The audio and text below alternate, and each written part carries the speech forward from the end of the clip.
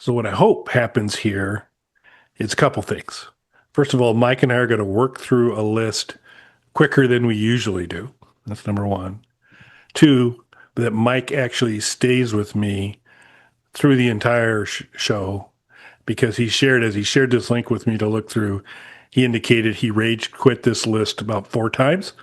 So I'm hoping he can tough it out and stay for the duration. But if not, I'll wrap it up wherever we're at. Hopefully, it doesn't happen after band 47 or something like that. But we'll see on that. But we're going over Billboard staff's pick for the top 50 greatest rock bands. So Tony O'Kay, I guess, is not, I guess, a solo performer like a David Bowie or a Tony O'Kay are not allowable on this. Although I think there's some I'm going to ask questions about later if that rule still applies. But so I'm guessing has to be a band. And then I guess maybe we'll get, if you don't work it in as you're sharing your rage, we get to the end of the list, we can talk about any notable absences. And obviously, there's clearly one that both Mike and I are going to bring up. I'm pretty confident, but we'll get there when we get there. But we will try and go quicker. What we're also going to try and do on this, since our previous list videos have been quite lengthy, is to kind of, for each of these categories, say, can you deal with them being on the list, top 50? Can I deal with it? Am I super happy there, or I'm very disagree strongly? And then a similar type of response to their placement. So, for example, Red Hot Chili Peppers, although I think Mike and Mike's response on this are going to be different based on a question he asked for me during the pre-show, but where I'm at is I can deal with the Chili Peppers being on this list, and I certainly can deal with where they're at because I wouldn't have them very high. But if they're going to be on the list, this is about where they need to be. So that's where I'm at with the Red Hot Chili Peppers. Where are you at? Well, honestly, about the same. I'm fine with them being on the list. If I did a top 50, they could be on there. They would probably be maybe not 50, but not far off from here. Really nice guys, though. Just to throw that out there, really early on in Kagan, we somehow did a charity event with them, and they were super nice. Oh, So good. they had a stretch of really good albums in the '90s. I don't love everything they did, but I have no problems with this. There's a few other bands out there that you have less of a strong relationship with, if I recall, but There is. they're not on this list, though. No. At least one of them I know is not on this list. All right. The Cure. Um, I can deal with them being on the list. I can deal about where they're at as well. I'm good with both. So for me, the Cure should be higher than this. I mean, they influenced a lot. I don't. I know they get lumped in with the whole goth thing, and that it makes sense. I don't think of them first when I'm thinking about goth bands, but they are hugely influential on sort of pop rock of that era, especially stuff that's more introspective. And you could put it in goth, but you could also say that it also kind of influenced what would happen shortly after with the early alternative rock bands and things like that as well. So I do think they should be higher on this list, considering how influential they are. Fair. Okay. Also, I'm going to pull back on a previous list, and I'm going to plead the fifth on the following group because I'm not really familiar with Sleater Kinney. So that's going to also kind of at least put me in that I'm not really sure they should be on this list since I don't even really have a frame of reference. But that may be on me and not them. Maybe you can offer a little more insight. So I am familiar with Slater Kinney. So this we kind of touched on this on some of the other lists that we did. This is really the start of the whole angsty female rock thing that came. They predated that though, so they were kind of an influence on those angsty female rock bands that came after. I would say I don't have a problem with them being on the list, but it would make more sense to me to put one of the bands that came after them almost on there. I know that sounds weird after saying the Cure were influential, The Cure also had tons of hits in their own right. They weren't just influential, if that makes sense. It's fair.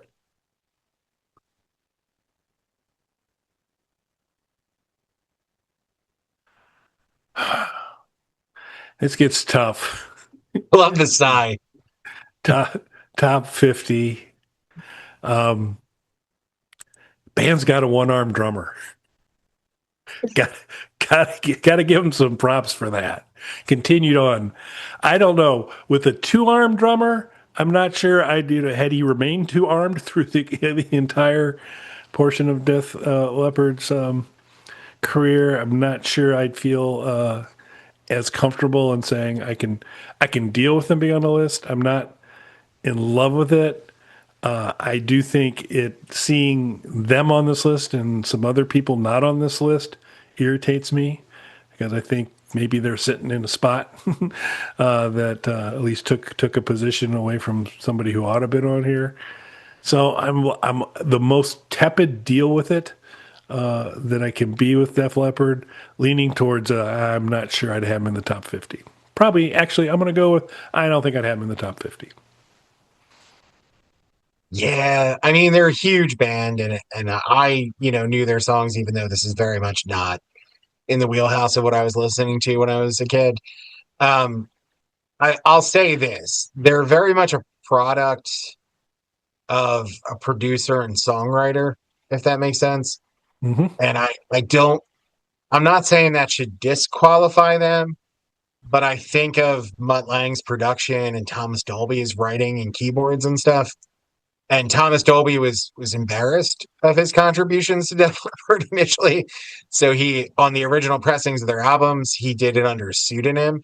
And it wasn't until the records that he contributed to were their huge ones like Pyromania that sold millions and millions of copies. So after they were hugely successful, he was like, all right, you can put my name on them now. So, but he was initially embarrassed about being involved with Def Leppard. So yeah, I don't think they'd be on my list. I wouldn't fight somebody for putting them on a list though, because I mean they were huge records. Yeah, and as we go through this, folks, fairness aside, I recognize that both Mike and I's biggest axes to grind is you're not going to hear Pagan mentioned in any of these top 50, nor Tord DeBoner and the Bingo Brothers. So neither group it made the list, which hurts a little bit, but It does. that's the way it goes. The only common thread between Tone DeBoner and Pagan is this guy, by the way. Oasis, fake Beatles.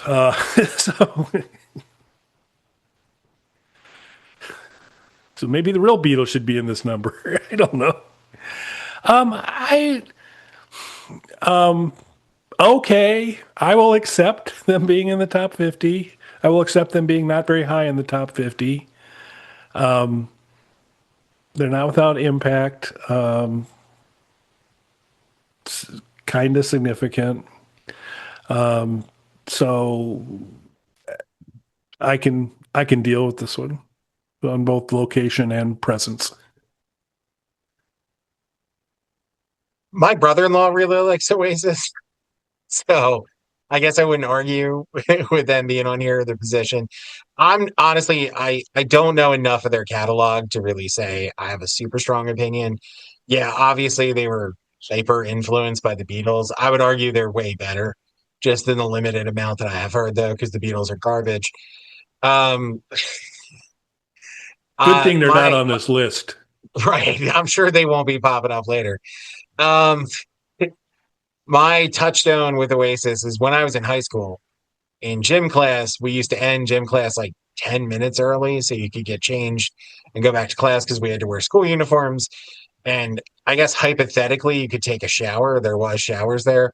There was no division though, like between where people got ready and the showers, or and so you were just walking around naked and wet. If that's the case, one person consistently got a shower.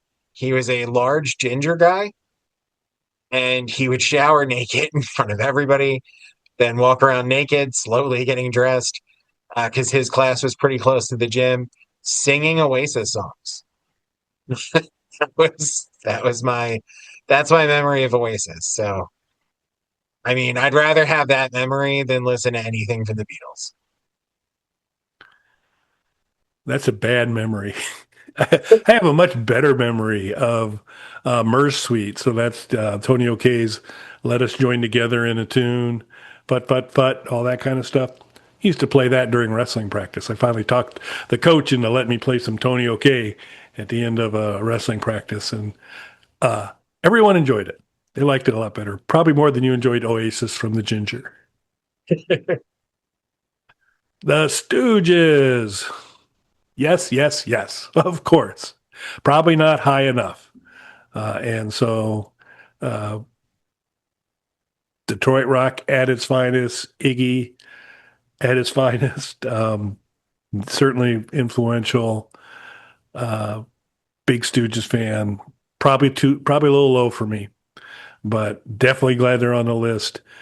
Wish they were higher. Yeah, should be on the list, should be higher. I have nothing else to add to what Kelly said.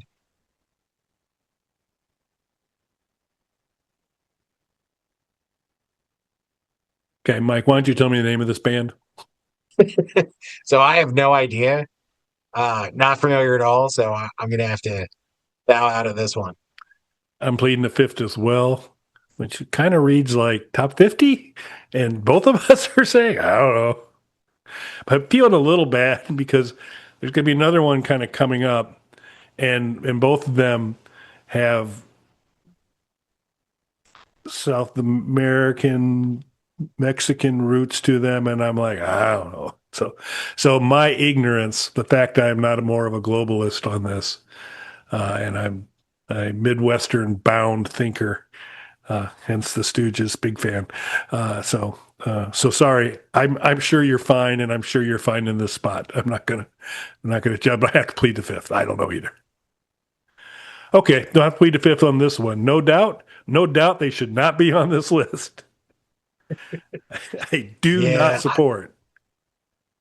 I don't hate No Doubt, but yeah, I don't understand why they're on this list. Again, there's at least one other band that I'm going. This could have been their spot. So we might as well get it out of the way now since we've got a reference to there. Original Alice Cooper group is not on this list.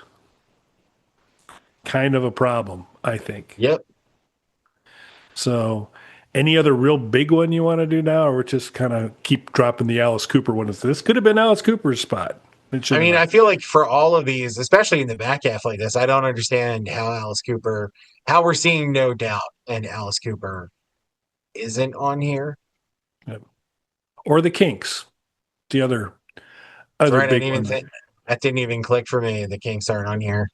We said I rage quit this a couple times, so This could have been a moment, I think, especially had if I had my future, if I was watching with my future self and realized no Kinks, no Alice Cooper on this list, and no doubts on there, I'd have been unhappy at this moment. Earth, Wind, and Fire, no argument whatsoever.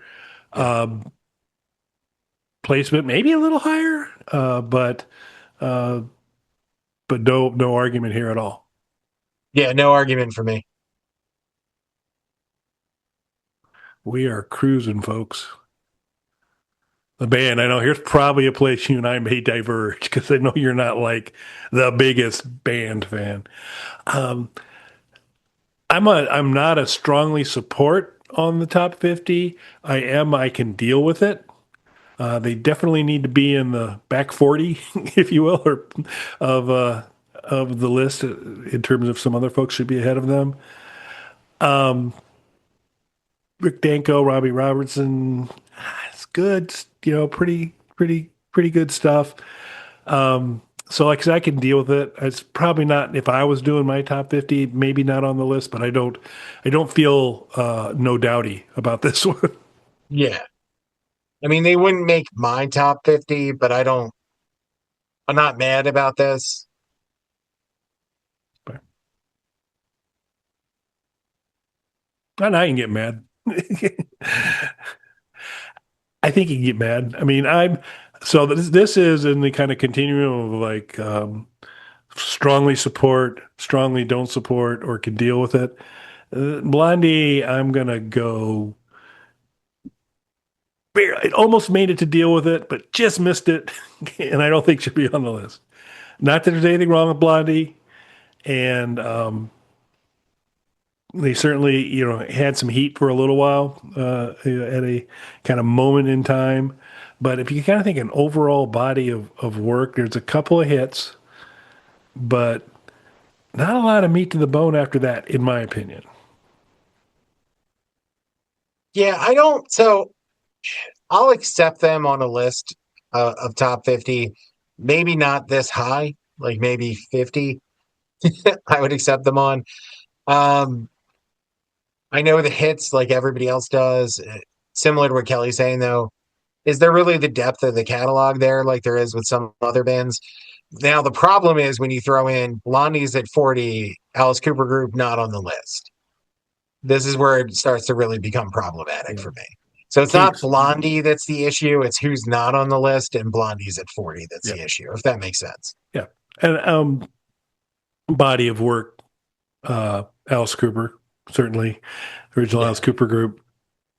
Uh, Kinks kind of had a little bit of a body of work too. So another one that I'm like, okay, I'm not sure I'd agree with that. Green Day. So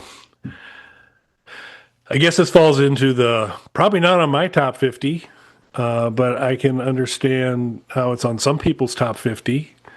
Seems a little high for me if it's going to be on a top 50.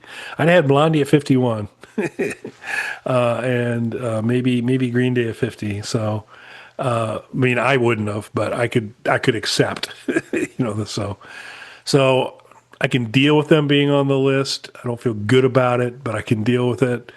Maybe a little high. They had a stretch of albums, and it's not the ones anybody's thinking of when I say this, so relax. Um, they had a stretch of albums though that I thought were really good. It peaked with an album called Insomniac for me, which was their true punk album that they did.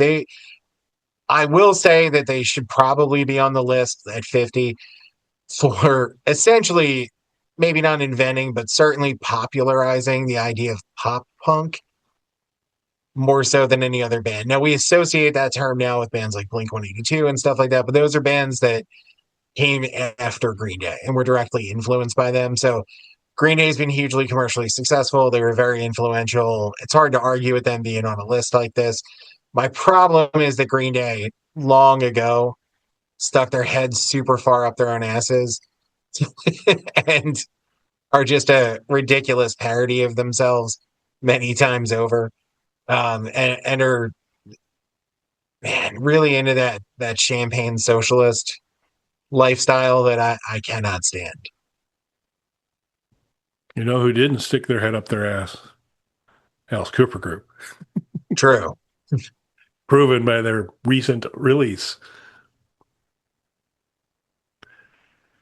Santana. Okay, so Santana, I guess, is a band. This is where I'm going. So like, this is tough because I guess it is the band, kind of like Alice Cooper wasn't just Alice Cooper to begin. So I guess if I use that rule, okay, I'll deal with it.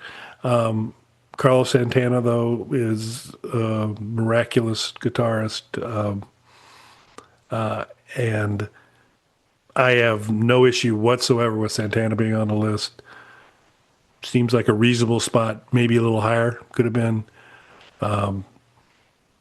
So I'm completely at ease with Santana. Yeah, same. I have no problem with Santana on the list. Placement seems fine to me. Maybe if I was a bigger fan, I would push for higher, but for my knowledge of Santana and just being a fan of his guitar work, but not necessarily super knowledgeable of their catalog, this seems fine to me. Please note my support for a Latin rock group. This is maybe the last time. Thin Lizzy. This is almost one that I have to plead the fifth. I feel bad saying that, but I just really I don't have a strong enough frame of reference to feel strongly one way or another. I'm going to, like I said, plead the fifth on this one because I don't really have enough background to feel one strongly one way or another beyond name recognition. So, and some obviously a couple of their songs as well, but I don't know the body of work overall really well. So I'm going to punt on this one and listen closely to your thoughts and support them. Yeah, so I like Thin Lizzy. I agree with them being on the list. I agree more or less with the placement of this. So Thin Lizzy's had a lot of members over the years. Phil, their original singer, of course, is what most people associate with the band, but the band is still going. They're one of those bands that didn't stop after losing members and things like that. So there's been a lot of turnover in the band over the decades and things like that. I'm not sure how many original members are left in Thin Lizzy at this point, but I will say this is one of two bands on this list that Richard Ford has played in. One of which he's still in and is one of the longest running members of. They're further up on the list. So this is one of two of his bands. So I do think this speaks to if Richard Fortas plays in your band, you should probably be on this list, which is weird because Pagan's not on this list and Richard Fortas played on one of our songs. Kinks, Just saying. Pagan, Alice Cooper group, Alice Cooper. And I know they weren't the Alice Cooper group, but it's just kind of easier to say that to distinguish when they Yeah. were a group. So, And I mean, that's how they internally do it too. yeah. Yeah. So no comments on that, folks. We need to hear, don't need to hear from you in the comment section. The Ramones. Oh, gee, I don't know. Yes. Yes. Uh, the American punk standard bearer, I think in terms of just broader awareness and uh, influence. Um, Another one, maybe a Hitchhiker couldn't be bad, but glad they're on the list. Glad they didn't get forgotten like a couple other bands we mentioned a few times now. But no argument here whatsoever. Yeah, they're one of those bands that I feel like you have to put on lists like this, and I don't mean that in a bad way. I mean that as a compliment to them as a band. I'm not sure where I put them on my list, but they would be on there, certainly. So I can't really argue with wherever anybody wants to put them on their list as long as they're on there.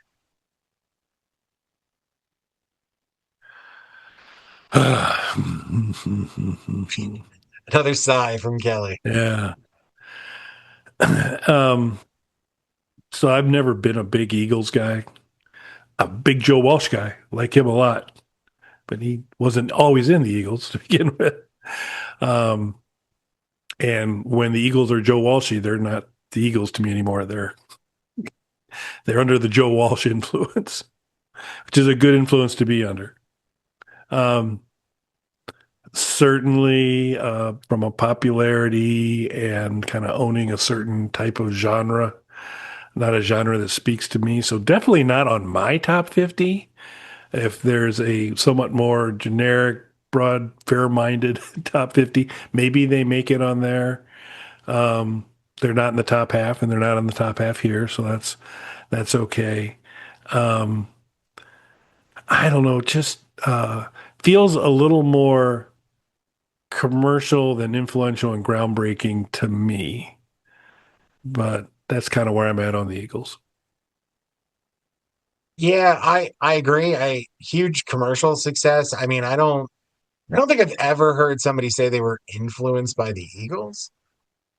And that's not the be all and end all, and neither is commercial success. But I mean, they're I guess the most commercially successful band because Eagles' Greatest Hits is the best selling album.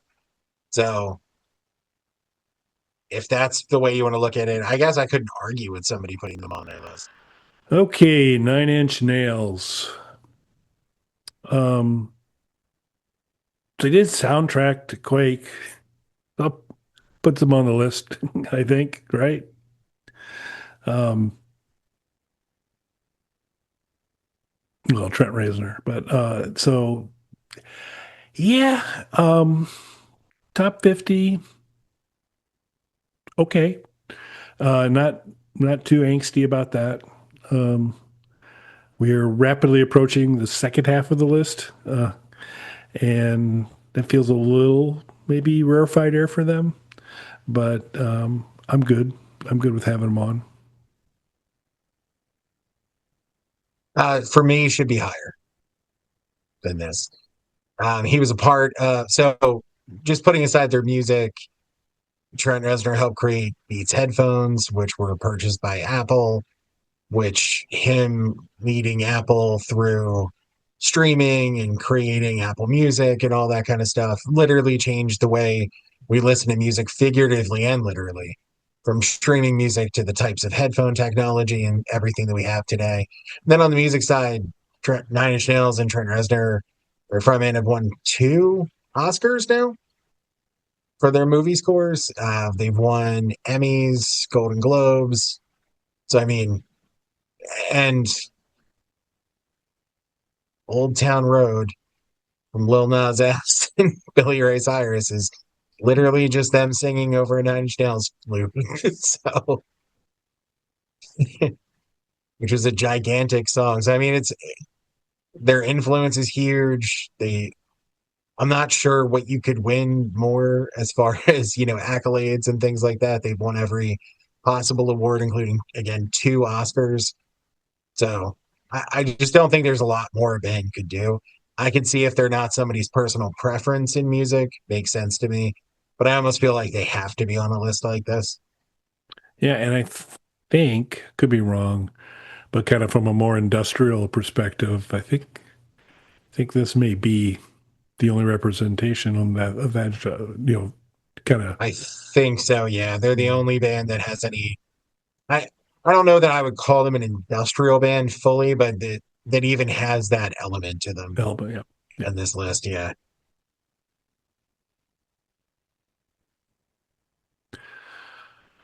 White Stripes. Okay, so um, and this is trying to segment personal preference off of. Um, I'm just not into White Stripes. I am uh, slightly more into them than the Eagles, but but just I mean just for whatever reason, it's never been like a big light up for me. So, but I'm also not deeply familiar with the catalog and that. So I'm going to abstain again, but I'm giving it kind of a side eye. So So no, they shouldn't be on the list for me. That's not to badmouth White Stripes. I don't have anything against them, but they had a couple of hits and then one gigantic song that everybody in the world knows. But they don't have a super deep catalog. People like Jack White, and he's done a ton of stuff. So I feel like in in keeping with the rock band element of the list, this was their way to get Jack White on there. fair. Okay. Aerosmith. Probably not going to complain that they're in the top 50 band list. Um, I don't look at them accusatory about them taking an Alice Cooper spot or a King spot or a pagan spot. So I think they belong. Um, not too freaked out by the position either. And there's some pretty good rock and roll stuff that comes from Aerosmith. So, and and then the stuff with Run DMC, obviously, kind of a nice little crossover type of thing. It's pretty cool as well. So it's a nice moment as well from a little bit of a diversity of Aerosmith. So I'm good. I'm good on this one. Yeah, I think I'm more or less comfortable with where they're at on this list. I'm not the world's biggest Aerosmith fan. I am a huge defender of their video game Revolution X, though. A lot of people hate on that game. I had a lot of fun with it. You Yeah, guys are wrong. Um, they have a lot of songs that I like. I always joke around and say that the way that I feel about Aerosmith is that early in their career, they wrote the greatest rock album of all time that no one could ever possibly come close to touching. like 15, 16 songs, whatever it was. And it was the greatest album ever made. And they stopped and thought about it for a second. And they were like, we could put this out and go down in history as having made the greatest album. Or we can write a bunch of shitty songs or filler songs and take one or two of these good songs and put them on each album and have a long career. And they opted for the long career, which is the right choice.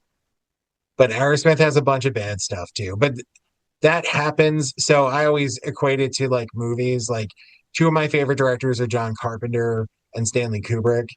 I like John Carpenter more, but John Carpenter has movies I don't like that he's made. Where Stanley Kubrick, I've loved every one of his movies, but he's only made like five of them because of how much time he put into each movie. Whereas John Carpenter just constantly pumped out stuff his whole career. So you're just not going to love everything that he does. And that's kind of the way that I feel about Aerosmith. Aerosmith has a lot of stuff I don't like. And for anybody who's about to rage defend them, go listen to Prelude to Janie and then defend that song. So Aerosmith has a bunch of stuff I don't like, but they do have a lot of great stuff too. And again, Revolution X is a good game. You guys are wrong.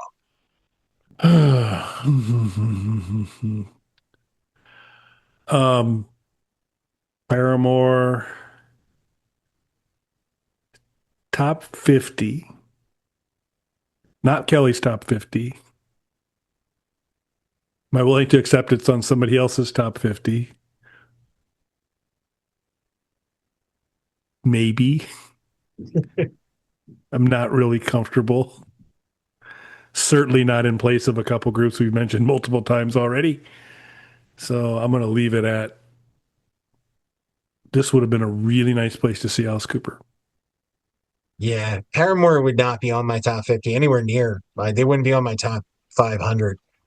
I'm not going to argue. I'm not here to gatekeep people's musical taste, but Paramore's famous because they had a song on the first Twilight soundtrack. That's not a great first impression for me. And I have given them the opportunity and listened to other songs, and it just they're like the Emperor's New Clothes to me, and I'm the kid pointing and going, "They're naked." That's the way Paramore is to me. Like I hear what people say about them, the fans, and then I hear the actual music, and there's no connection between those two things to me. You know who else isn't on here? King Crimson. Oh, These other ones, just, as we're going through it, I'm not really sure how I got from Naked to King Crimson, but I was Blue like, Oyster Cult. there you go. Yeah, yeah. I We're going to really come up think, with the top 50 bands that weren't on the list. yeah, no doubt. I think we're building a nice list. Pearl Jam. Not going to argue Pearl Jam on the top 50. Ahead of 20 other people.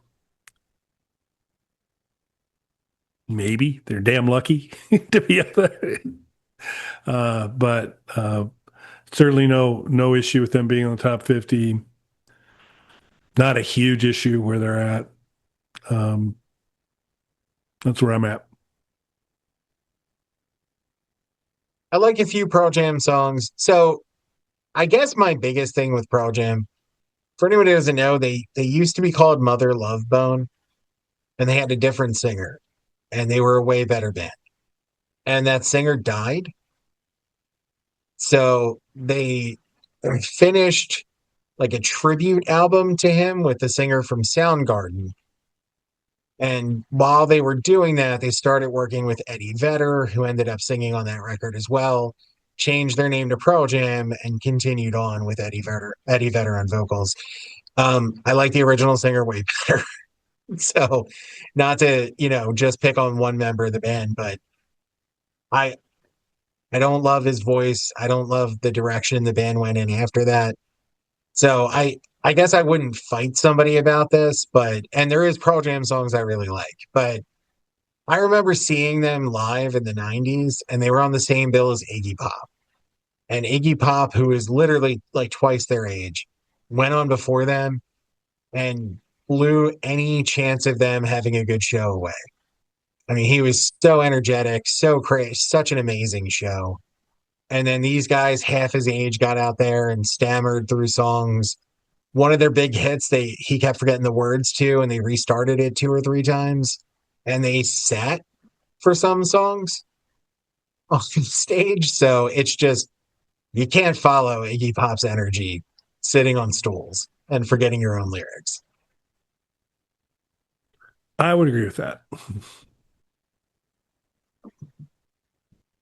REM, another one that from a personal taste perspective, I'm challenged. They were the darlings for a while. Um,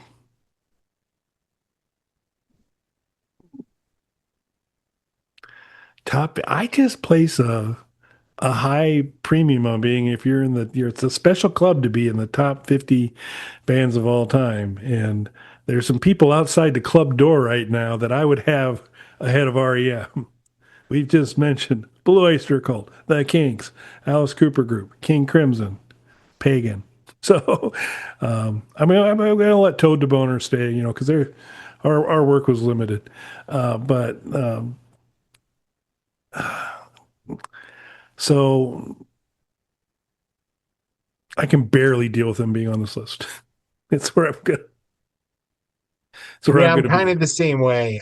So we mentioned REM on one of the other lists that we were talking about. And I think I had said, and it's still very much the case. This is one of the bands that I would say I'm a greatest hits guy of. Like I like their hits, I like the radio songs. I've tried to listen to an REM album and it's not for me. I can hear the hits mixed in with other stuff, and that's fine.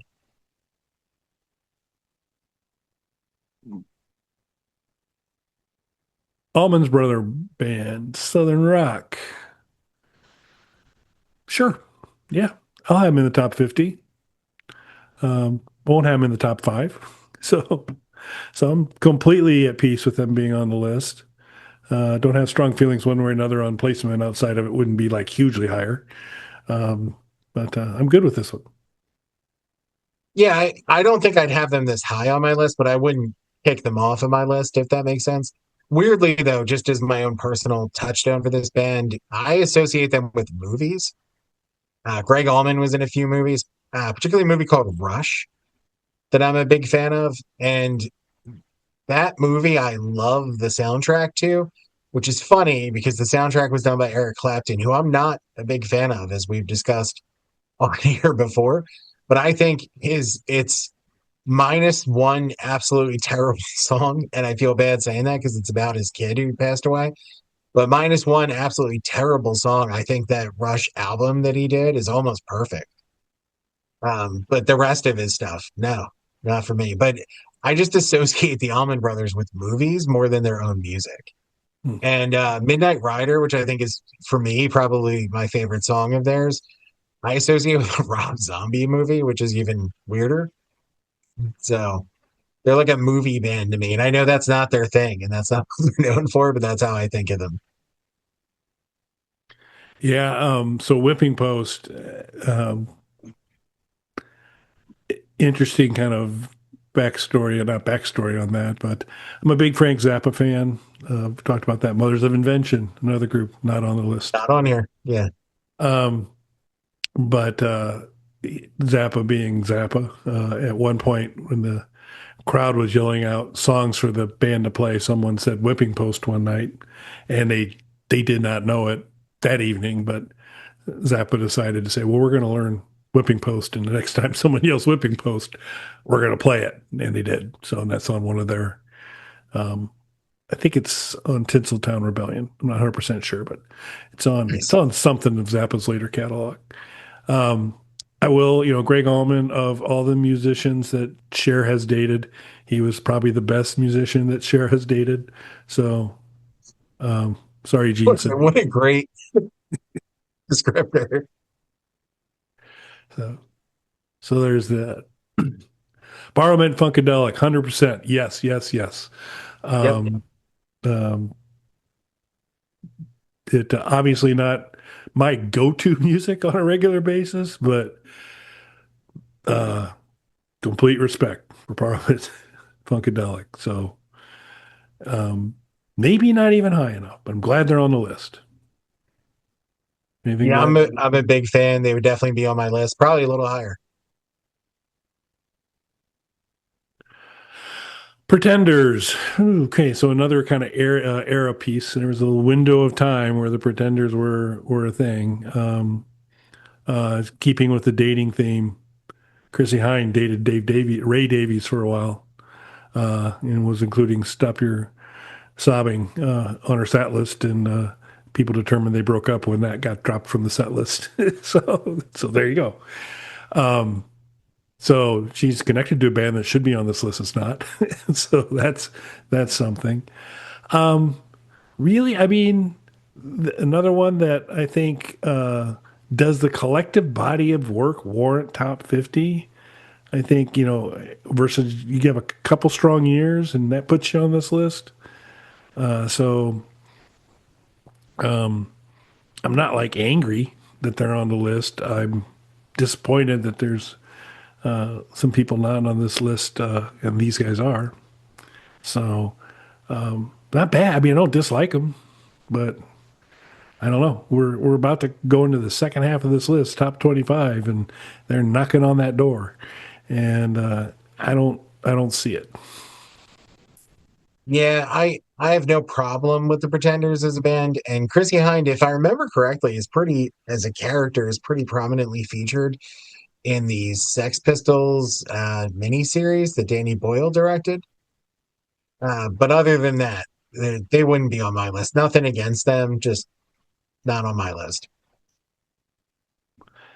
Yeah, and it would be, and then it's just as I scroll down, so on the right up, another band jumps on. Now this one, I guess I get XTC. I'm a huge XTC fan, and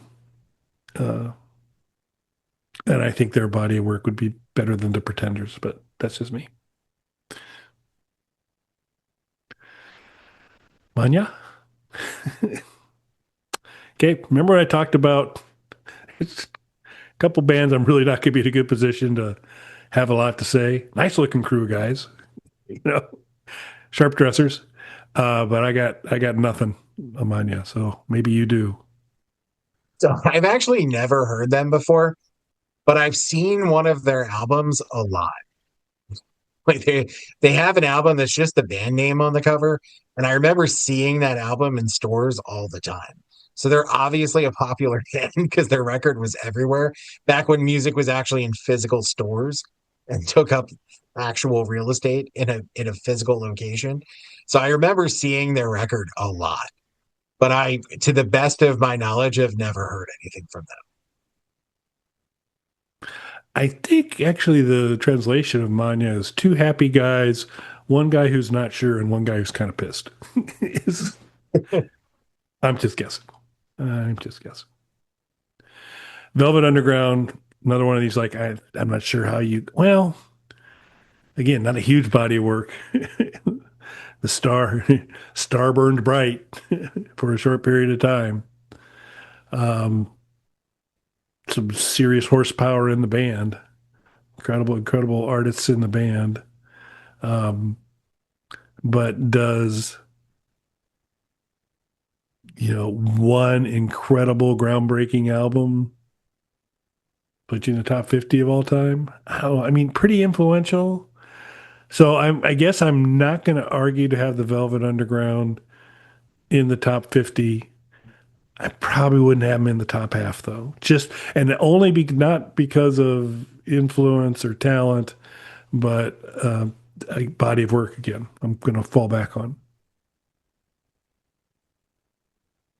So I was just about to say yes across the board because I love Velvet Underground. I mean, they are hugely influential. They would be on my list of top 50. But you do make a really good point about the body of work because even as you were saying, I'm like, but Velvet Underground and Nico is one of the greatest albums of all time. And I stand by that. But yeah, there's not a huge body of work here. So they would definitely be on my list. This is probably about the same positioning. They'd be on my list. But if you wanted to argue them being back on the list or maybe not even on your list because of the body of work, that does make sense to me. Yeah, I'd definitely have him in the top 50. I just don't know if I'd have him this high, and not a fair comparison, but the Knack had one decent album, sort of. So I think you got to do more than one. But I'm not. I'm glad the Knack's not on the list. I'd have been really upset if that had been the case. Huh? I don't know. Not really familiar with this group either. This is a tough one for me. Um, oh, I think there's this Richard Fortus guy. I think again going to come up. Um, uh, I mean, I don't think I'd have a podcast partner anymore if I'd say they don't belong on this list. And as they're close friends of the show of Bog Panda, certainly, I say with no bias whatsoever, absolutely should be on the list. Absolutely should be in the top half. And I'm good with that. Yeah, I mean, for me, obviously they should be on this. This is the other band that Richard Fortus is in, and some guy who wears a top hat. They play guitars in this band. They should, to me, absolutely be on this list. They should be much, much higher. I mean, if it was me doing it, they'd be probably top five. I'm not, they would, so let me not say probably. They would definitely be top five. It would be hard for me to figure out the rankings of my top five, but I know the five bands it would be, if that makes sense. Mm-hmm. I don't think we'd have any of the same in the top five. I think in No? our top 10, there'd be some crossover. But Okay. I think our top fives might be different. We're gonna be talking about a couple of mine here in a little bit. Rage Against the Machine, for example, huge fan. uh, um,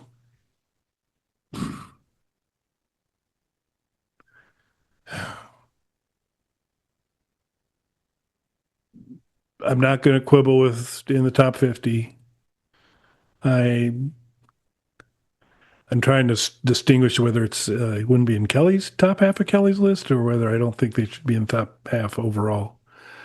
Um, I see them making the list, but and making the list ahead of the Pretenders, but and ahead of Blondie. But maybe not ahead of Manya. I don't know. So I don't have a problem with them being on the list. I'm just maybe this is personal preference aside a little bit, as I'm not in love with them. I love their music. I really do. I think they're incredibly talented people and musicians. Personality wise, wouldn't be in my top 1,000.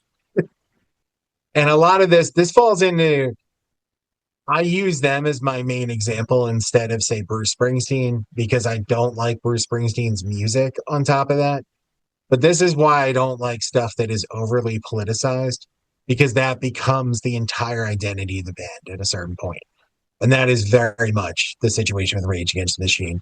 That's their whole identity, which makes a lot of the just normal band stuff that they do seem really dumb in comparison to the image that they try so hard to portray as these working class guys who have never not been on a major record label, never done a single tour that wasn't backed by corporate sponsorship, sell $1,000 merchandise at shows, but talk about the plight of the working man for 10-15 minute diatribes between songs at their shows, and have only managed three proper full-length studio albums in like a 40-year career at this point.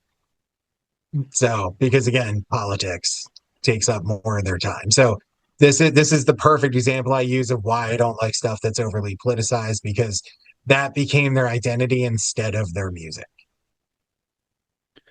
If only there were a band on this list that was overtly political that would sell a double album set for a single album price, or sell a triple album set for a double album price, just to get their music to their fans. That'd be nice. I just hope we run across a band like that sometime tonight.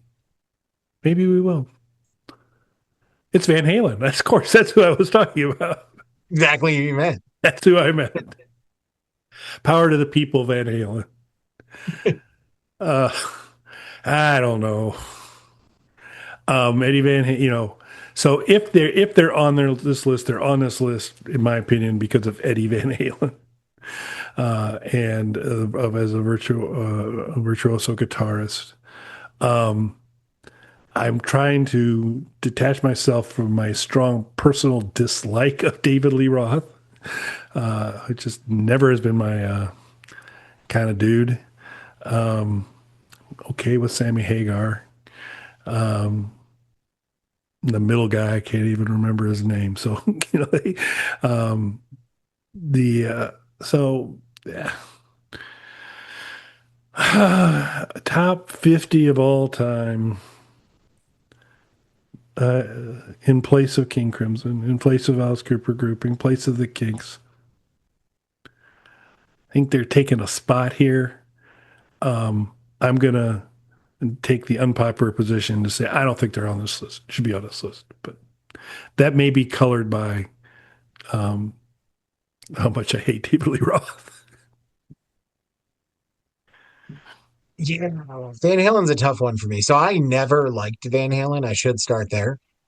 I different friends of mine or and acquaintances, including Del James from the Guns N' Roses camp, have sent me Van Halen songs to try and change my mind on this.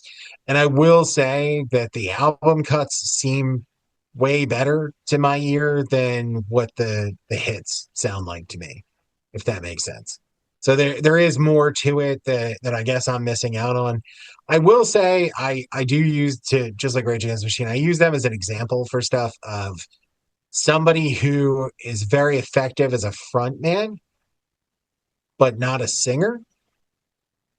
Trying to explain those differences to people that just because somebody's a good front man doesn't mean they're a good singer, and vice versa. And this is a good example because most people have heard Van Halen.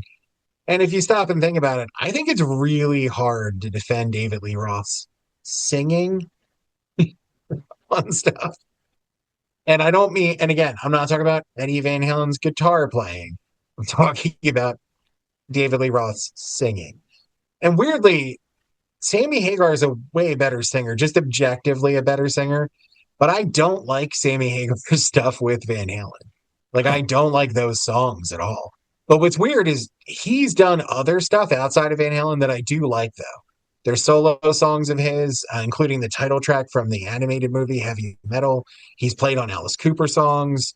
And he's done stuff on his own that I've really liked, but not his stuff with Van Halen. So they would not be on my list, fully acknowledging Eddie Van Halen's ability as a guitar player. yeah, I did like their Hot for Teacher video. It was the cinematography I thought was just the subtle interplay of light and shadow.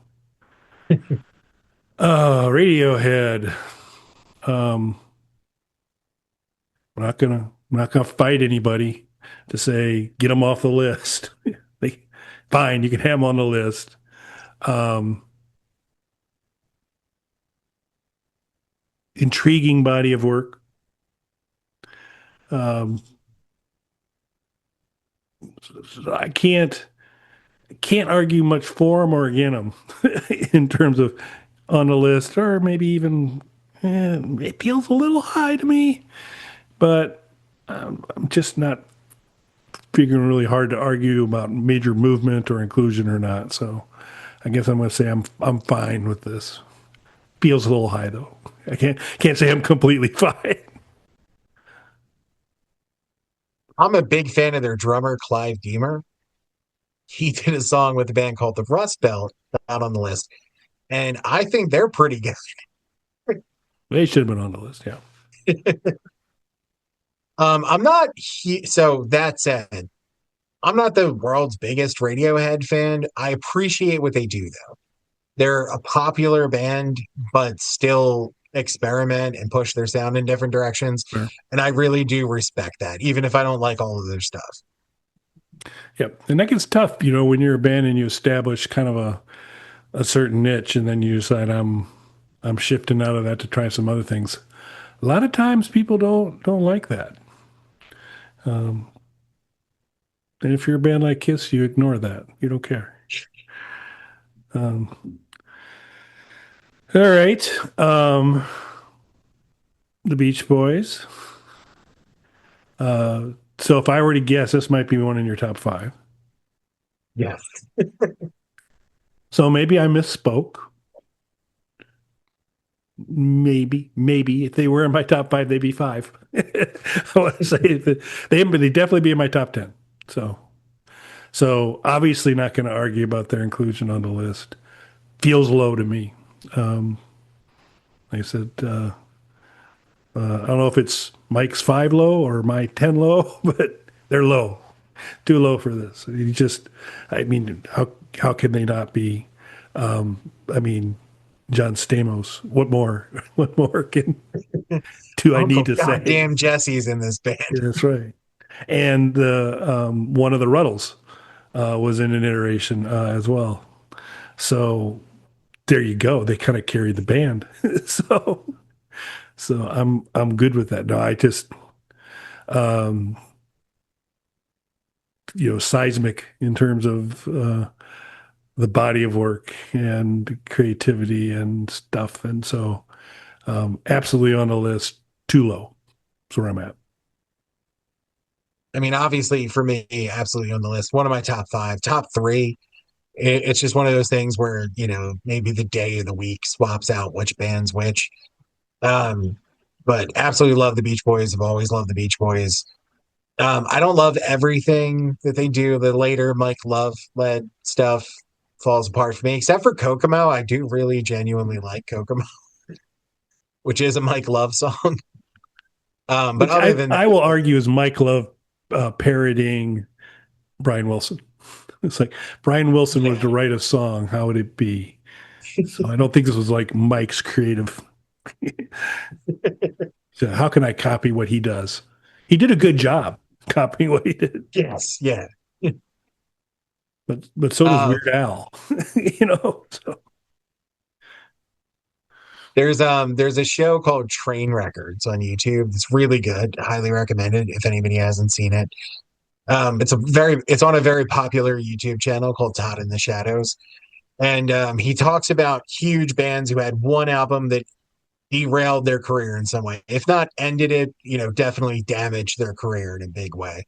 But huge bands who did that. And he talks about the one of the Beach Boys records from the 90s that was spearheaded by Mike Love after the success of Kokomo and Brian Wilson being more or less out of the picture during that era.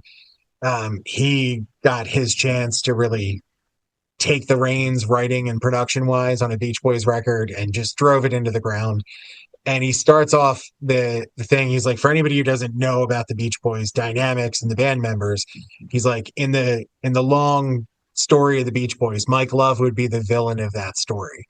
He's like, and let that sink in for a second. The band that Charles Manson was briefly in, Mike Love is the villain of the story. he he feels like he's always 10 minutes away from a restraining order. I just get that vibe from him. Yeah. But alleged restraining order. I don't know. Need to claw. Yeah, that was a Oh. rage quit moment for me that they were that low on the list. So this would be my rage quit moment. This is top five, top three for me. And the only band that matters, The Clash. Um, as I was going through this list, I'm like, Clash better be on here and they better be super high. And I was only half happy they were on there. It's an interesting conversation. Two very different animals, Beach Boys and Clash. Um, kind of compare and contrast them.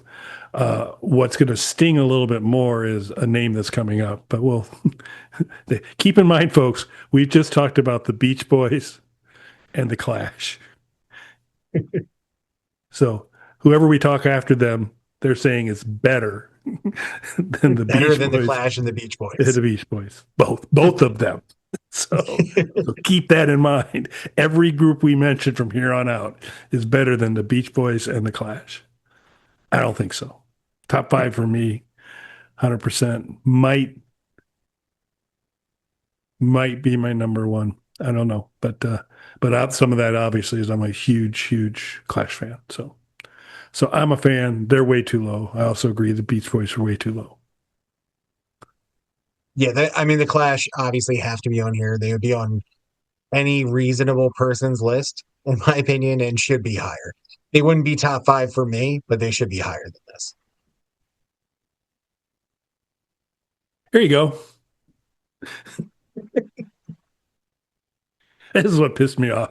Better than the Beach Boys, better than Better the than the Clash. Clash. When I think about what a band immediately comes to mind. Heart. Shouldn't even be on this list. Period. Full stop. I won't even give them the time of day beyond that. Yeah, I mean, for me, so I know a lot of people who like Heart, and I've seen a lot of bands who said that they influenced them. So, I mean, I guess that's a thing. I never got into them personally. My honestly, the other than their couple of big hits, the main thing that I know about Heart, they sang backup on an Alice in Chains EP. That's Alice in Chains not on this list. and, but Heart sang backup for them on an EP after Heart was already Heart. This wasn't like before they were famous. This was in the 90s. This wasn't like before they were famous or anything. So, like, Heart was already Heart. They sang backup on an Alice in Chains EP. So, I'm not taking anything away from them. I understand that they did influence people. They wouldn't be on my list, though. They shouldn't And be they on any sure as list. hell would not be above the Beach Boys and the Clash. Imagine a room full of all these bands, and they say, "Okay, we're bringing people in reverse order. Beach Boys, come on through, come on through." That seems kind of early. Clash, Clash, come on through, come on through. Heart, both the heads snap back from those two bands. What the hell? So, all right, fine. Nope, shouldn't be on the list. Makes me mad. Not as mad as this, but as almost strongly disagree. Again, if we, I guess probably just take it as a given as we go through these next probably 8 groups. Both Mike and I would say Beach Boy and Clash should be ahead of these bands. Grateful Dead, I don't know. You know, I mean, they were a cultural phenomenon. They had very hardcore fans. People are super passionate about the Grateful Dead. But in terms of like, I don't know, to me, you talked about this recently when we were reviewing a movie.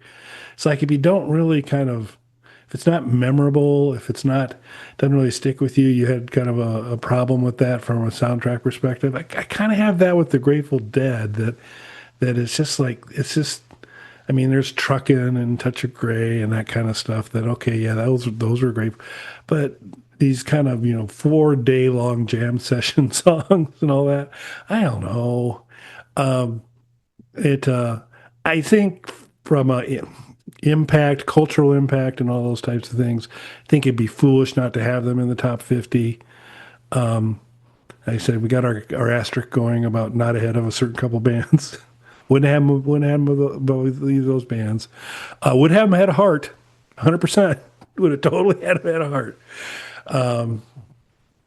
But so it just seems high to me. I'm certainly not going to argue they shouldn't be on the top 50, but number 16 seems generous.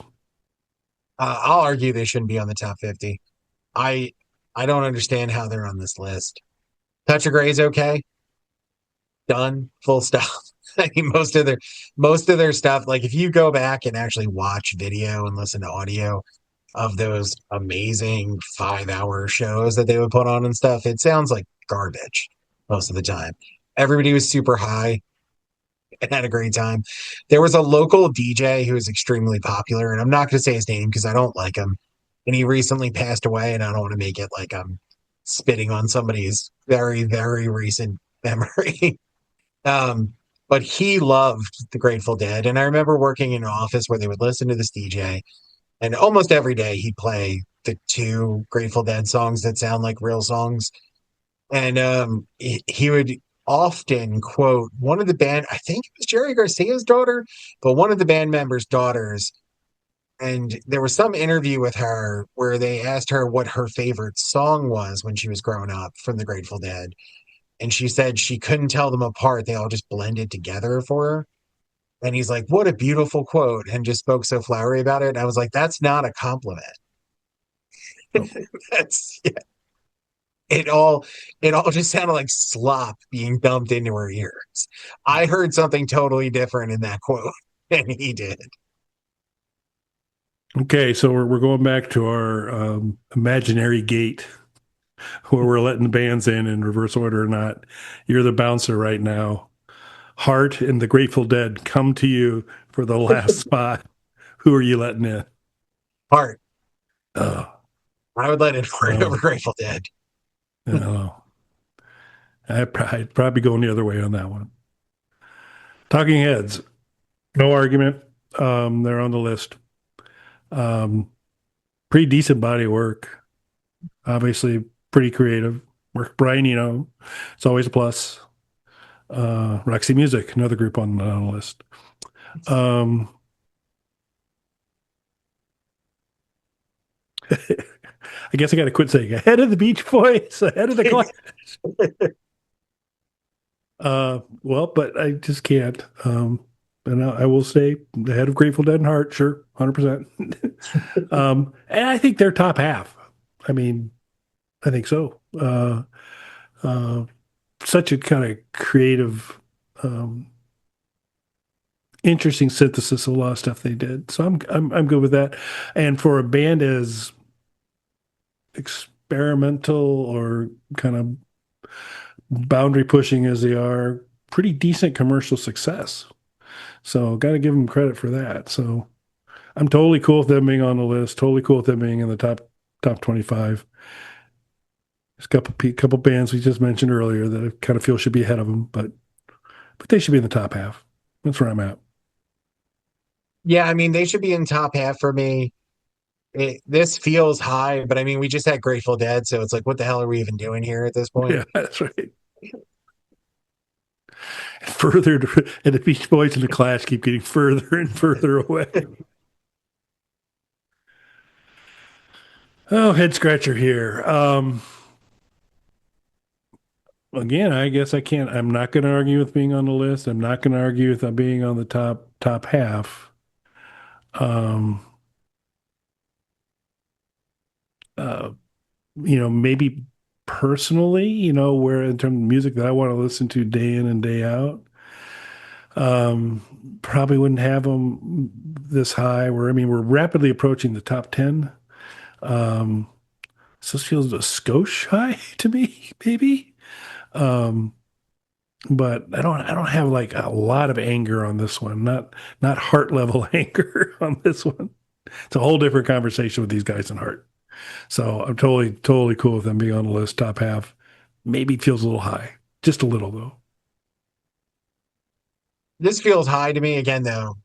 Look at recent entries and how that's worked out. But this feels high to me, but I couldn't really argue with them being on the list. So this is just a weird aside for anybody who wants to look it up. Hollywood Undead, not a band you typically associate with Creedence Clearwater Revival, did an awesome live cover of one of their songs and put it on their YouTube page. Definitely worth looking up. Cool. We'll include a link to that in the description. ACDC.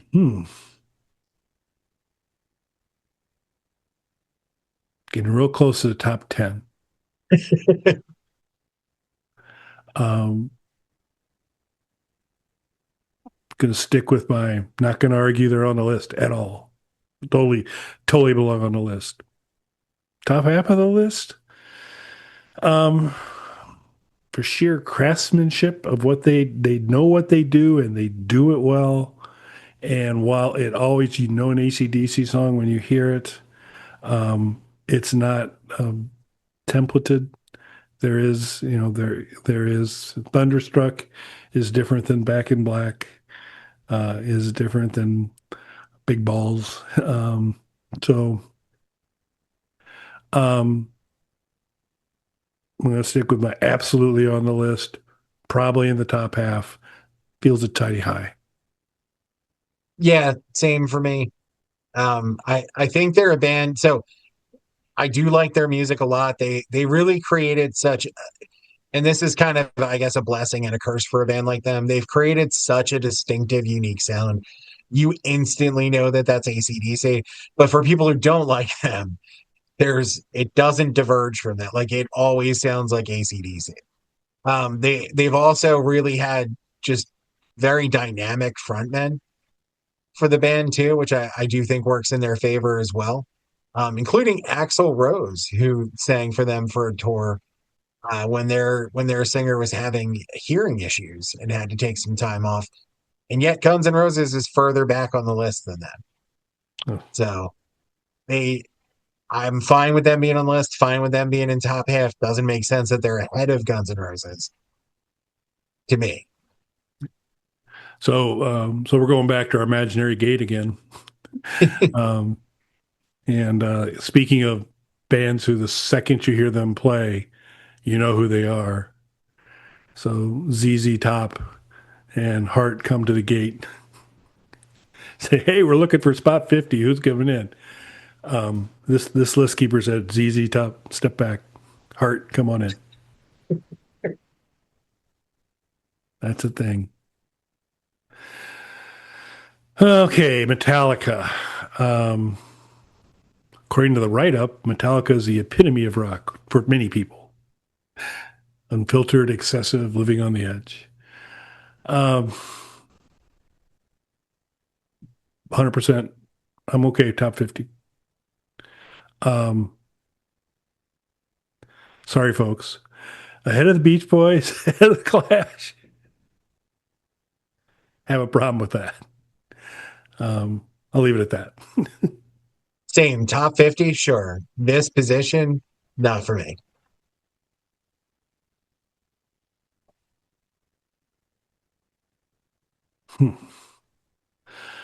So, as I was going through this list, as you might expect, um, oh, here's another one for you. Genesis. That's right. By the way, folks, hey, Genesis, could you move out? Heart needs to come onto this list. Okay. Um, so if you've been Grateful Dead are going to tune for 45 minutes and call it a song. Let's get that here. yeah, we don't. Why do we have two major eras of Genesis? Peter Gabriel as a frontman or Phil Collins and uh, yeah, interesting. So here's a body of work. The body of work I'm somewhat familiar with. Um, Even though Pete Townsend continues to work super hard to get me to have a harder time separating the band from the music from the artist. Um, uh, pretty profound group in my opinion. Whether it's Quadrophenia, Tommy, um, Who's Next, some pretty great stuff. I'd have them. They'd be in my zone. This is where we talked about um, top five. This is I'd have the Who in my top five as well, probably, but at the bottom of my top five. I think in years past, I would always had them kind of as number one, but the Clash has won me over pretty significantly. And Pete's kind of wore me out on some other stuff, so soften a little bit on that. But um, so to me, absolutely belongs on a list. Absolutely, we're getting into like the top 10 conversation. I'm surprised they weren't in the top 10. They're closer, 11. So I'm not going to complain too much. Um, so, so I'm obviously okay with this. Although, yeah, I'm okay with this. Yeah, so I like the Who. Kelly actually Sherpa'd me further into the Who than I already was, which was nice. So I've become an even bigger fan of the Who, I would say. They wouldn't be a top five for me. This placement seems right though, but I mean, you couldn't make a list like this without the Who on there. And going back to live covers, Guns N' Roses and their concert film that they had done do a piano version of Baba O'Reilly that's really Well, good. that'd be pretty cool.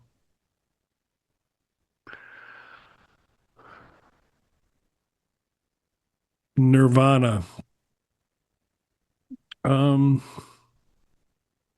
we're in our top 10 now. Um, the head of two groups, which would not be would not be named again. Can't can't accept that. Um, body of work. I don't know. It's not massive. Um, it's a little bit too of you have one big, really groundbreaking album and um, you're number 10 of all time. I don't know. Uh, can't argue on top 50. Um, feel less strong on the top half of the top 50. I mean, I wouldn't fight anybody over it, but I'm not sure. Definitely not on mine. Um, so they feel high to me, but they belong on the list clearly, and they belong, not in the bottom 10. That's where I'm at. I like Nirvana. I'm not the world's biggest Nirvana fan. I'm not going to fight anybody who would put them on their list. They wouldn't be top 10 for me. What's interesting to me though is that they were very commercially successful and influential for a short period of time. And it that's not to downplay how big they were and how influential they are. But what's interesting to me is that Dave Grohl and Pat Smear, who was prior to this in the Germs, hugely influential punk band that's not on this list at all, um, went on to start the Foo Fighters, who are actually have long since eclipsed Nirvana. Not just in time they've been around, but record sales and everything else. Yeah. Now, again, what's Also that? not on this list. Yeah, also not on this list. And again, I'm not the biggest Foo Fighters fan in the world, but I mean, they are in every measure a bigger band than Nirvana at this point. Yeah. They've been around longer, they've sold more records, won more awards. How are they not on here? And Nirvana is this high on the list. That's not to put Nirvana down. I'm just saying it's literally the same in a bigger band that's been around longer. So as we kind of keep going through this list, other bands just kind of keep popping into my head as we're going through. Sex Pistols. So just saying. Black Sabbath. Okay, so if I'm guessing, man, again, this is maybe in your top five. Yep. And so this would be one when I talked about our top fives. They wouldn't be in my top five, not because I just like them, but it's uh, just like I think the Clash is not in Mike's top five, inconceivably so. But anyway, it's uh, so this is our hostage straight in terms of you don't put Clash on your list. I'm not putting Black Sabbath on mine. But I mean, I'd have them in the top 10. Um, how could you not? So absolutely no issue with them being on the list. Absolutely no issue with them being so getting in this top 10, top five deal. Um, they seem at an appropriate place, way ahead of Heart. Yeah, I mean they're one of that rotating top five for me. I mean they putting aside just my personal opinion of their music and everything, they literally invented metal, not like contributed to it or one of the proto metal bands. Tony Iommi, the gentleman with the luscious mustache. I guess that's three of the four of them. The one with the guitar strap and the luscious mustache and the big cross um, is the guitar player and main music writer of the band and only consistent member in their entire discography. Cut off two of his fingers, the tips of two of his fingers, which forced him to change his guitar playing style and switch to a different gauge of guitar strings. Electric guitar strings used to be much thicker. He switched to lighter strings, changed his playing style to use what we would think of now as tritone chords and power chords and palm muting and things like that. Literally inventing the sound of heavy metal overnight. And every other band, including one that I believe is on the list ahead of them, who inconceivably just copied what they did after that. Bands who were around at the same time who didn't play like that just blatantly just stole what he did. And it's fine to be influenced by people, but it is weird when your contemporaries start doing that. It's one thing if a new band started up influenced by Black Sabbath, but when you already exist as a band and then start copying what somebody else does, that's weird to me. Kind of the Alice Cooper Kiss thing to a degree. Yeah. Oh. Yeah, and very Blue Oyster Cult mustaches going on there. Yeah. That is that's also not on this list as we mentioned before. Sly and the Family Stone. Obviously, no argument with them being on top 50. No argument with them being in the top 25. Um, Again, not a probably Kelly list this high, but I can't really quibble with them being in the top 10. So I'm good with that. So I'm glad to see him there. Yeah, I mean, what I know of Sly and the Family Stone, I've always enjoyed. I can't argue with them being on the list. Would they be on my list? Personally, no, but I can't argue with them being on anybody's list wherever they would fall. Commodores, another group for Jimi you. Hendrix Experience. Okay. So Rage quit. yeah. So yeah, this is um so I'm okay having them on the list. That's way nicer than I'm going to be. They have no business being in this part of the list. Uh, I mean, I would have them ahead of Heart, but I wouldn't have Heart on this list. So I don't know where that leaves them. Um, Commercially successful, marketed heavily. Um, Plays the culture warrior uh, to a great extent. Um, yeah, I just top 50, sure. No, they have no business being in this part of the list, my opinion. I don't know how they're in the top 50. So the rhythm section, I'm not going to say isn't talented, although they don't do anything that to me stands out on these songs. I was absolutely shocked when the drummer from U2 played drums on Paranormal, the Alice Cooper record, because he's really good on that. So I'm not going to take away any talent from the rhythm section. The Edge, which I hate, that name, the guitar player, do not like his guitar playing at all. I don't like his tone. His riffs all sound the same. They're this muddy, weird effect that he does on everything. And that's all he does on every song, which I guess makes them instantly recognizable in the same way that AC/DC is, except I like it when the AC/DC song starts.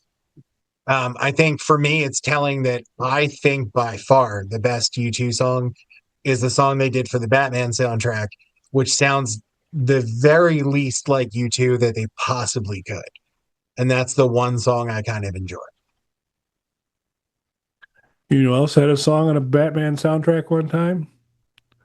Tony OK, not on this list. But again, guess he's not a band.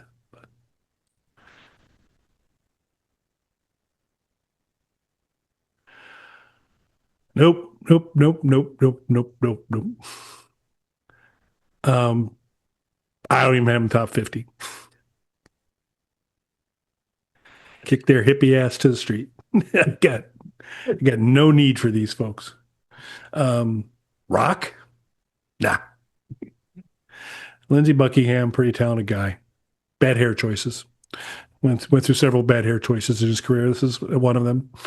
Um, Upon solo career, he went with more the Eraserhead look. Also not good. Um, nope, I just not seeing it. And I think a big chunk of that is it wouldn't be on Kelly's top 50, but I'm just going to I'm going to just run with it and keep him completely off the top 50. I do have a little bit. I'm not a fan of Fleetwood Mac per se, but I have a little bit of a soft spot for them. They were on the bill of my first real concert that I ever went to. if you don't count the Ninja Turtles as a real concert. Of Um, course you do. yeah, which I do. So my second concert, I guess. So I have a little bit of a soft spot for them. I'm not a particularly big fan of their music though. Lindsey Buckingham, I do think is talented. He actually plays on few Nine Inch Nails songs who are way back further on this list. It should be up near the top to me. And again, while I don't hate Fleetwood Mac, wouldn't be on my list. Certainly not this high on the list. Dire Straits. Oh, yeah. If you haven't picked up on it, folks, Mike, or eventually we're just throwing out names as eventually we watch and be, oh yeah, there's another one. There's another one. Um, I'm going to be very interested in your position here because I'm a Queen fan. I have been. I might. I think I'd have. I think I'd have Queen in my top five. As a matter of fact, um, uh, there's a. It's weird to say there's a diversity because there's obviously a super clear Queen sound, and um, Freddie Mercury's a very distinctive vocalist. Even though Brian May does some vocal stuff for him too, that's pretty cool as well.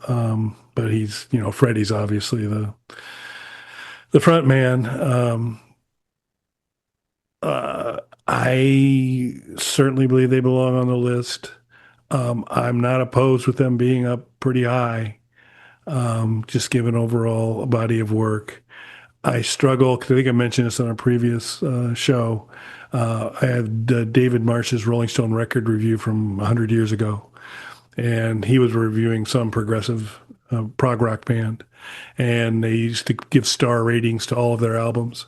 And that he talked about the albums, and at the end of it, he goes, each album is docked a star for being partially responsible for Queen. So I like, oh, so apparently I'm not supposed to think Queen's good, you know. So the Rolling Stone guy doesn't like him, so I need to not like him. I like him, um, and you can't argue with some of the when they are good, they are very, very good, and unique in many ways. So I'm good with that. I think, this would be another one that I think this is probably in my top five, not in yours. Wouldn't be in my top five. I like Queen though. They would be on my list. They just wouldn't be this high on my list. But I've always liked Queen. Weirdly, I know it's not the most popular record of theirs, but A Kind of Magic is by far my favorite Queen record. It's a good one. It's a good one. I think I can't remember. I'm pretty sure I was seeing David Bowie. Basically, David Bowie and Queen were playing in Chicago on the same night. It was Is the this when they Magic. covered that Vanilla Ice song? No. um, yeah, I'll have to go back and check because it was a serious Moonlight tour for David Bowie. Um, and it was the kind of Magic tour for Queen, which I think was their last U.S. tour. So I've seen around there, but um, yeah, pretty good. All right, Also, after Freddie Mercury's death, Axl Rose sang for them at a tribute concert, and Brian May has played on Guns N' Roses songs. Guns N' Roses is way too far back on this list. fair enough. Pink Floyd, another one, probably in my top five. Making sure I don't know, at some point I might have more than five in my top five, but let's just roll with it. I was going to say, this is a tight top five. This is a very crowded top five. Although I'm not over yet. I got Queen, I got Pink Floyd, I got The Who, Clash. So I got a spot left. I'm good. It's not going to be King Crimson. They're not on the list. Um,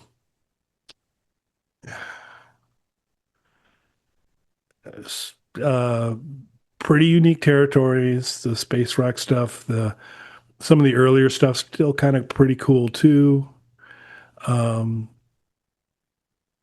Sid Barrett was still with them. Um, the Walls, obviously, uh, a notable piece of work. The thing that you know, uh, the final cut that really hurts their legacy, in my opinion, which was basically a Roger Waters solo album anyway. I've not been a huge fan. I've wanted to like Roger Waters solo stuff. Um, I think he benefits by the counterbalance of David Gilmour. And I think Gilmour the same. I think they both kind of sit in very different spaces, and together, that's when the true magic of Pink Floyd comes out. But when you don't have those two pulling against each other, um, the water stuff is just bleak. And Gilmour's not quite the lyricist that he's a better lyricist than Ace Frehley, R.I.P. But not so much. Although David Gilmour's solo album does have a kind of a love song to a cruise missile, which is pretty cool. So so I'm good. Like I said, they'd be in my somewhat crowded top five. So it's in their top five, so they got something right. I like Pink Floyd. They wouldn't be this high on my list, but they'd be on my list.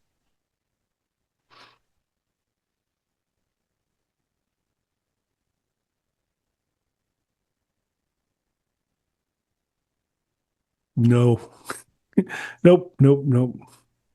Um, sure, you're on the list. You're on the top 50. You're ahead of Heart. Um, you're not top 10 for me because I don't know. I've never been like crazy impressed with Led Zeppelin, and so um, that's probably heresy in a lot of respects. Um, yeah, and so it's could be, I'm just okay. I'll grudgingly give you top half, but that's all you're going to get out of me, Led Zeppelin. No, this is a rage quit band for me. Doesn't belong in the top 50. Nowhere near it. Um, I'll say rhythm section was good. Uh, Robert Plant's voice is like digging your nails on a chalkboard while stabbing yourself in the ear to me.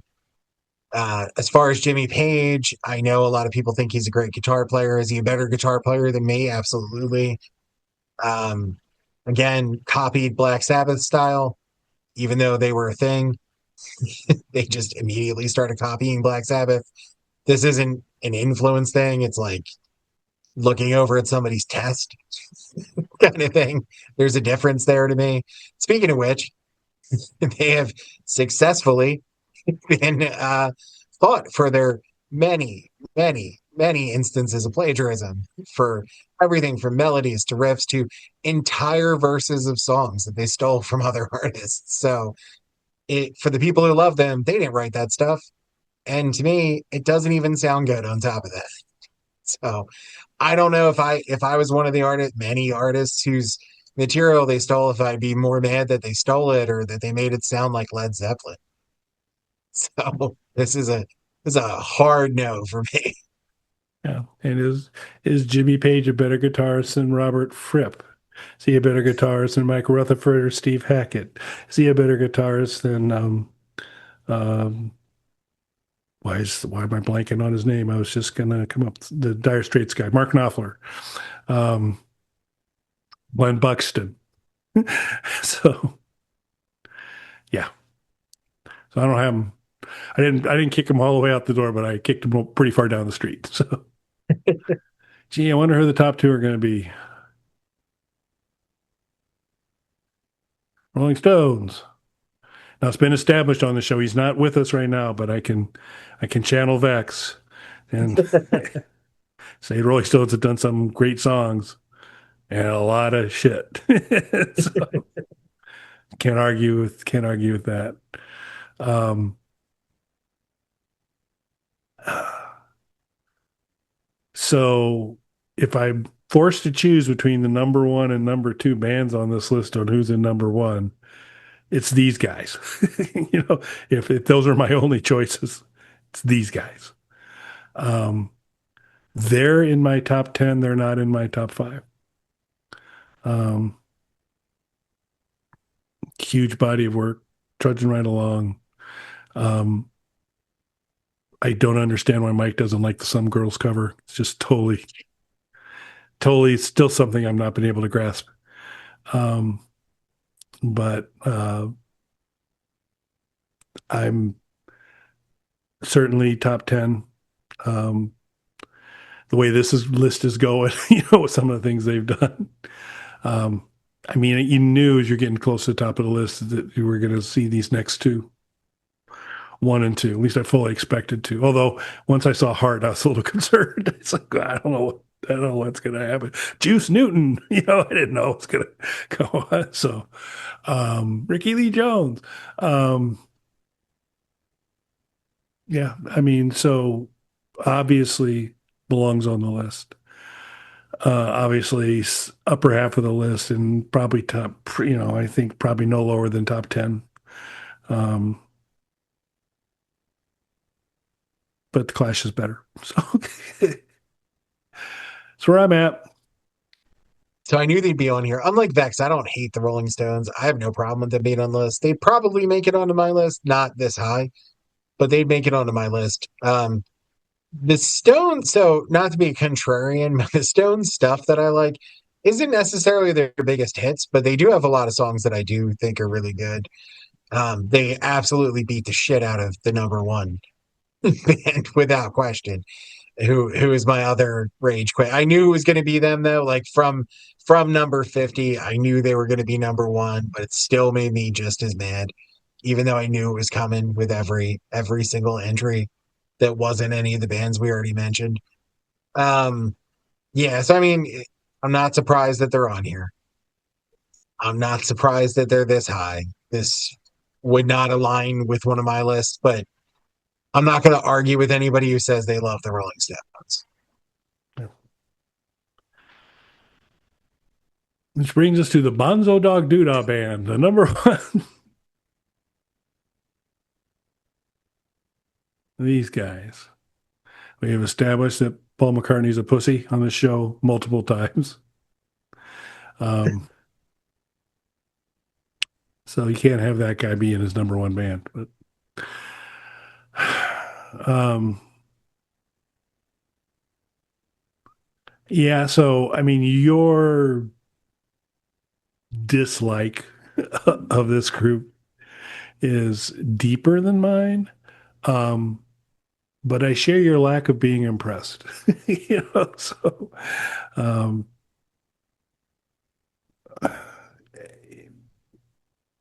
it's I mean Sergeant Pepper. Uh,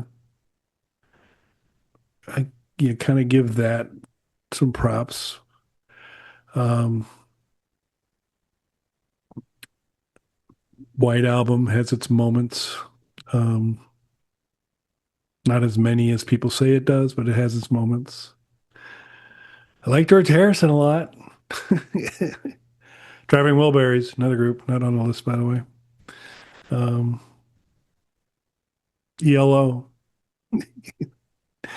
uh, Prince and the Revolution.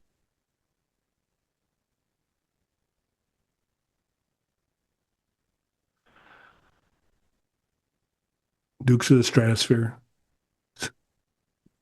XTC doing psychedelic music. Um, yeah, so not my number one. Um, Got to be on the top 50. I am nowhere near this, though. I just think there's just so many folks that have done better. Certainly, Stones over the Beatles. Um, Oh yeah. but For me, Beatles, every band on this list over the Beatles. yeah. All 50 over the Beatles for me. Even Heart, even Yes, Heart. I'll put Heart over the Beatles any day. Oh, I I don't know. when people talk about the Beatles, I feel like they're trying to gaslight me.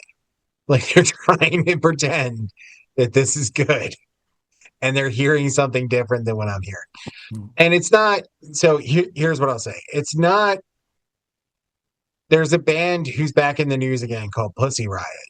They're a Russian band. Putin hates them. He's thrown them in jail numerous times for publicly talking about him. And as somebody who's a fan of music and a fan of free speech and genuinely believes in free speech for everybody, not just people I agree with, like some people. politicians. Um, I I think that everybody should be free to say whatever they want, to like whatever they want. But there are times, like with that band, where I hear it though, like Putin's an evil person. They should be allowed to do whatever they want. But then I heard Pussy Riot's music, and I was like, all right, maybe they could go to prison. Like maybe we shouldn't be He's not subjected. entirely wrong. Yeah, Maybe like, he's all right, judging him like, on a musical basis. yeah, Maybe this this isn't is political really at all. pushing my belief system right now. Like, it's not like that when I listen to the Beatles, where I'm like, maybe an evil dictator can throw them in prison. It's not like that. It's more the idea of what I'm being sold versus what I'm getting, if that makes sense. It's that cavern there where the hatred bubbles up for me. Does that make sense? Yeah, yeah, it does. Uh, I mean, and when you talk about, I mean, this is supposed to be rock, right? I mean, I know, there's been punk in here, and uh, there's been stuff that you say, well, that's not really. There's funk and all that too. So it's like, where are you drawing your lines on? But the Beatles were so pop, and you take something like Obadi Obada, this is carnival music. It. Um, I don't know. Yeah, yeah. Like I said, there's certainly Norwegian wood. I mean, there's stuff in their overall catalog, oftentimes written by George Harrison for me, um, and things like Come Together isn't bad either. Some of the Lennon stuff is I'm okay with. There's not much McCartney stuff I'm a big fan of. Um, Yeah, I really don't like any of it. Let me be clear on that. But it's not, again, it's not a Pussy Riot situation where I'm just like, wow, this is painful to listen to. It's not like that. It's the disparity between what people are trying to convince me the Beatles sound like and what I can hear yeah, when I listen to the Beatles. That's where I get mad because I feel like people are lying to me to my face and trying to convince me of something I can clearly see isn't true. That's where the problem comes in. And I'm not even sure if that's the Beatles' fault at that point or if it's Beatles fans that I really hate at that point. But to Kelly's point, like this is pop music. This isn't rock. yeah, So even just on its basic level, okay, you like the Beatles, that's fine. I'm not going to tell you what you should or shouldn't like. It's not rock music though. no, Why is it on this list? no, that's fair. Okay, there you go. So, well, kind of lied. We didn't go short. We had we had some things to process as we were going through there. So, thanks for indulging us. We would love to hear from you in the comments on places you agree or disagree with us.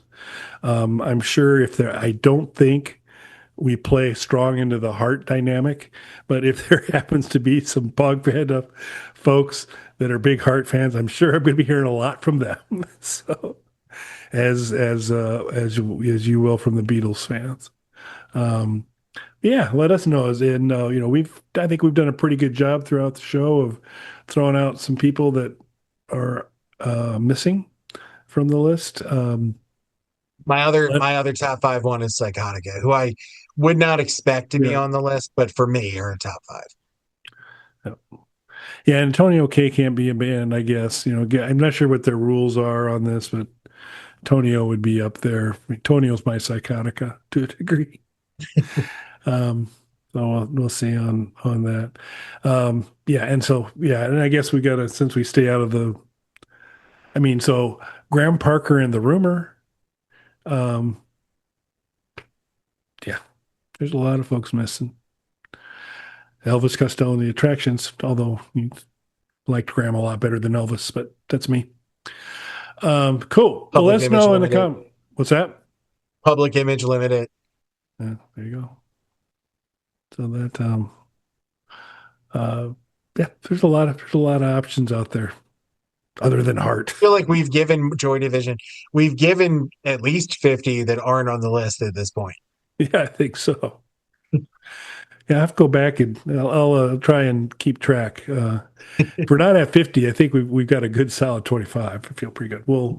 We will find out. Maybe although it'll be difficult to edit. Maybe I'll try and keep a running counter of missing bands. Speaking of which, Kiss wasn't on this list either, were they? Nope, they were not. Hottest band in the No. land, not represented.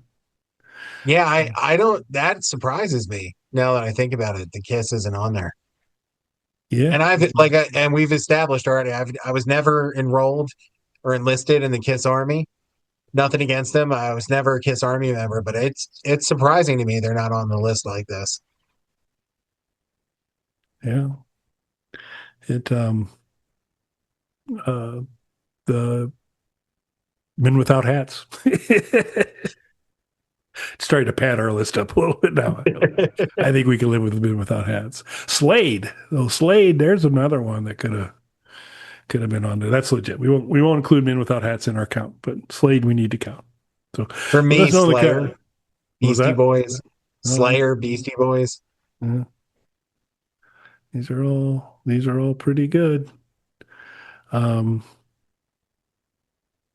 all right, let us know in the comments and what else. What we missed? Who else are we missing here?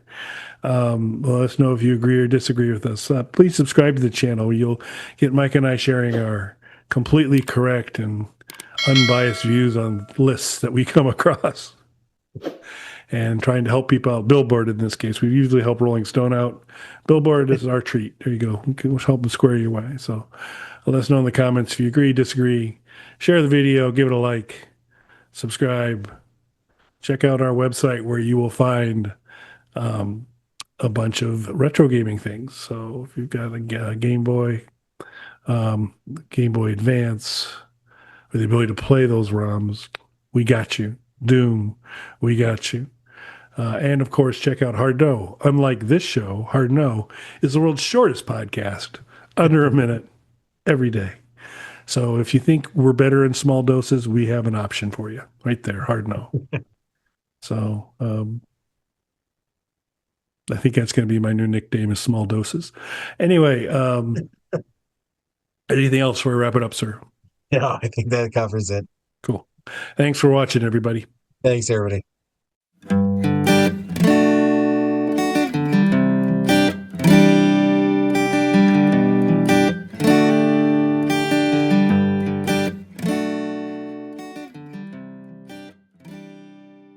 Bog Panda.